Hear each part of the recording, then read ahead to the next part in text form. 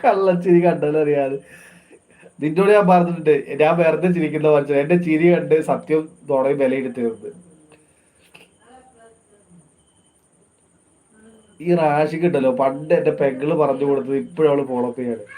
പണ്ട് എന്റെ പെങ്ങള് ഞാൻ എന്തെങ്കിലും പറഞ്ഞു കഴിഞ്ഞാൽ, ഞാൻ എന്തെങ്കിലും കള്ളം പറഞ്ഞു കഴിഞ്ഞാൽ ചിരിക്കൂ എന്നുള്ളൊരു അന്ധവിശ്വാസം ഉണ്ട് എന്റെ പെങ്ങൾക്ക് ഉണ്ടാവും.